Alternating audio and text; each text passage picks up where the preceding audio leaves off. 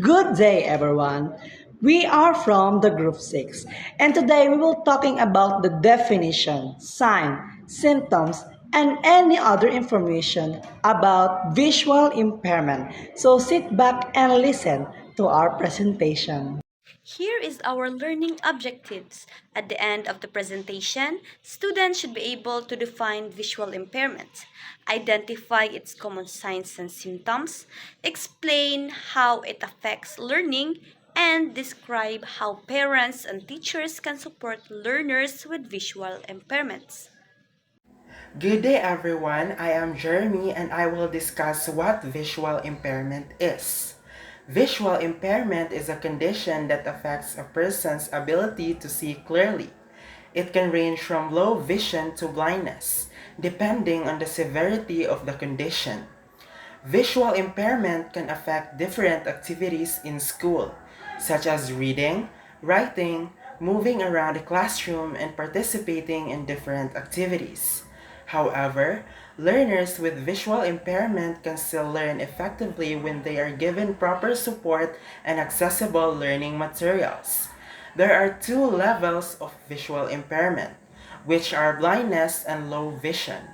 First is blindness, which means a person has no vision or may only be able to perceive light. Learners who are blind may use braille or oral methods, such as listening to information during instruction. They may also require major accommodations and modifications in the classroom. The second is low vision. This means that a person still has some functional vision. They may be able to use written information, especially with visual aids or modified materials. They may also need adjustments in the classroom to make learning easier.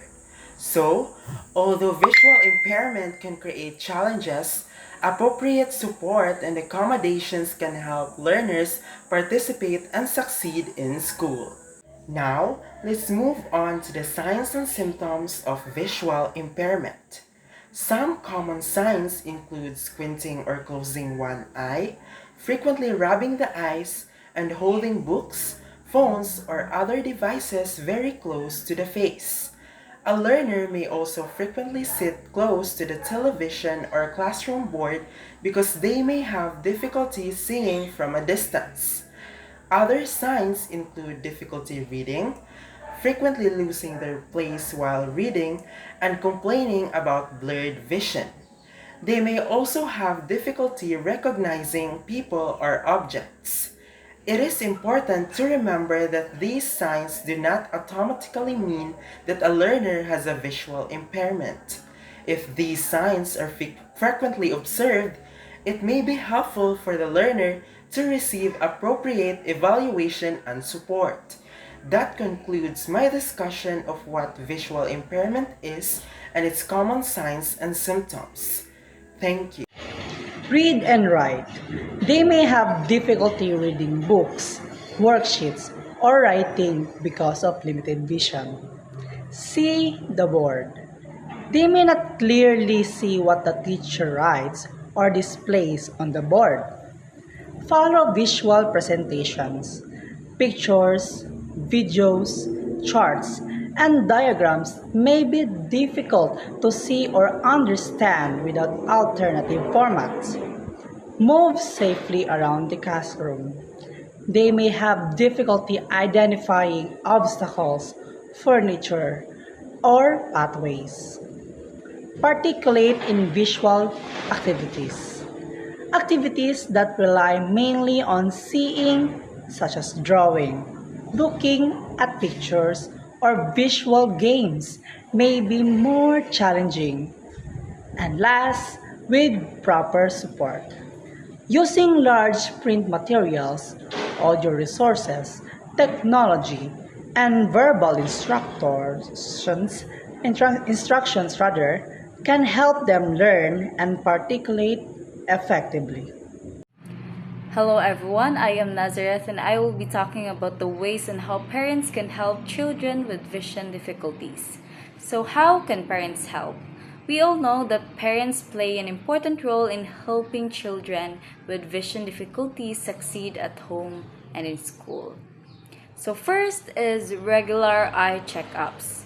Have the child's eye checked regularly to detect and address vision problems early. Next is observe signs or vision problems. Watch for squinting, sitting too close to books or screens, headaches, or difficulty reading. Next is provide accessible learning materials. Provide large print materials, good lighting, audio resources, or digital tools when needed. Next is encourage independence and confidence.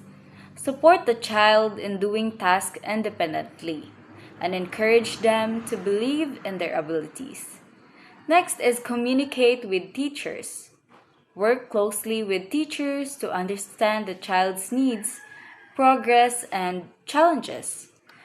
And lastly, support school participation. Encourage them to participate in classroom activities, sports, and other school events. Because parents are important partners in a child's education. With proper support, understanding, and communication with teachers, children with vision difficulties can learn confidently, participate actively, and reach their full potential. So, how can teachers help learners with visual impairments? Teachers play an important role because they can adjust the way they teach and the materials they use based on the learner's need. First, use large print, braille, audio, or digital materials when needed. Teachers can provide different learning materials. For example, if the learner has low vision, we can use large print materials. If the learner is blind, we can use braille or audio materials. We can also use digital materials that can work with screen readers. So the important thing is to give the learner a way to access the same lesson. Second, read aloud information written on the board. Teachers should not depend only on what is written on the board.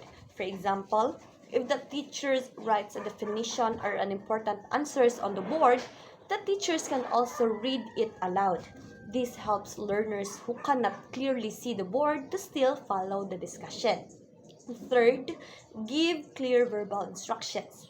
Teachers should also give specific and clear instructions instead of just saying, look at the picture over there. We can describe what is in the picture instead. For example, the picture shows a tree on the left side and a house on the right side. In this way, the learner can understand the information even without seeing it clearly. Fourth, keep the classroom safe and organized.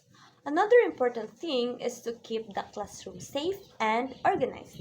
The pathway should be clear and the arrangement of chairs and tables should be consistent.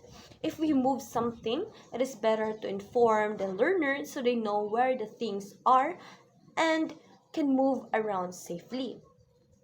Fifth, give extra time when necessary. Learners with visual impairments may need more time to read, to write, to move around, or use their learning materials. So, teachers should be patient and give additional time when necessary. This doesn't mean that the learner is less capable. They may simply need more time because they are using a different way of accessing information. 6. Include the learner in group activities. Teachers should also make sure that the learner is included in group activities. For example, during group work, we should give them a role instead of leaving them out just because they have difficulty seeing. They can still participate by discussing ideas, answering questions, or doing tasks that are accessible to them. Lastly, encourage independence. Teachers should encourage independence. We should help the learner when they need help, but we should not do everything for them. We should give them opportunities to try, to make decisions, and complete tasks on their own. The goal is not to make them dependent, but to help them become more confident and independent. Overall, teachers should not focus on what the learner cannot see, but on how we can help the learner access, understand, and participate in the lesson. Visual impairment changes how a learner takes in information. not whether they can learn. The eyes are one input channel among several when the channel is limited.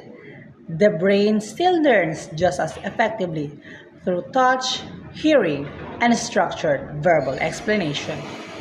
What determines success isn't the impairment itself, but whether the environment adapts to give the learner equal access. Early identification is catching the impairment young means intervention starts before gaps in literacy or concept development can form. Proper support, accessible materials, and an inclusive classroom. Peers and teachers who treat the learner as a full participant, not an exception, protect their confidence and sense of belonging. Put together, the message is disability lies in a mismatch between a person's needs and their environment, not in the person. Remove the mismatch and the learner's potential is no different from anyone else. That's all. Thank you.